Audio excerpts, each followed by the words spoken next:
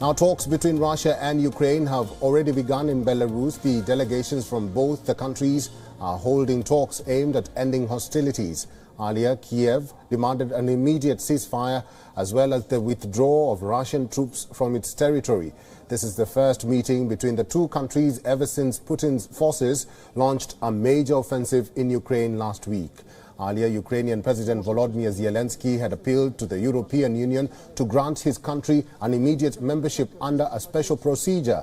He even asked the Russian soldiers to save their lives and leave. This comes amid the European power bloc's assurance to send fighter jets to Kyiv to support its defense against the Russian invasion. Well, today marks the 5th day since Russia launched its offensive against Ukraine. If you are joining us right now, here is where things stand at the moment. Peace talks, like I mentioned, between Russian and Ukrainian delegations have already begun on the Ukraine-Belarus border near the Pripyat River or Gomel. Ahead of the talks, Ukraine has said that they aim for an immediate ceasefire and withdrawal of troops from the talks and will not surrender even 1 meter at the talks with Russia. The Kremlin said that they will not declare their position. This as Russian President Putin ordered his country's deterrence forces, including nuclear arms, to be placed on high alert. On the other hand, reports citing Kyiv's intelligence sources say that Belarus is prepared to join the Russian invasion of Ukraine. In his latest video message, the president of Ukraine, Volodymyr Zelensky, has said that they will release prisoners with military experience if willing to join fight against Russia. Zelensky also urged Russian troops to lay down their arms, claiming that more than 4,500 Russian soldiers had already lost their lives. He also appealed to the European Union for Ukraine's immediate accession to the bloc. We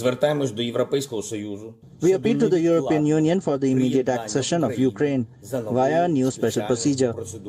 We are grateful to our partners for being with us. But our goal is to be with all the Europeans and, most importantly, to be equal.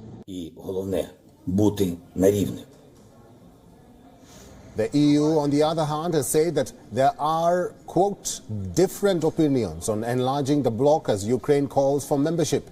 Heavy fighting continues around the capital Kyiv. A bulk of Russian ground forces are still more than 30 kilometers north of Kyiv, but the capital remains under the control of Ukraine. A 2-day curfew in the city has been lifted, with citizens now moving about. Ukraine's President Zelensky has said the next 24 hours will be crucial for the country. The UN human rights chief says that at least 102 civilians, including 7 children, have been killed in Ukraine, warning that true numbers were likely far higher. The Kremlin says Russia will ride out the impact of Western sanctions and that President Putin is focused on the economy. This after the Russian Central Bank announced that the Moscow Stock Exchange will stay closed today. WION is now available in your country. Download the app now and get all the news on the move.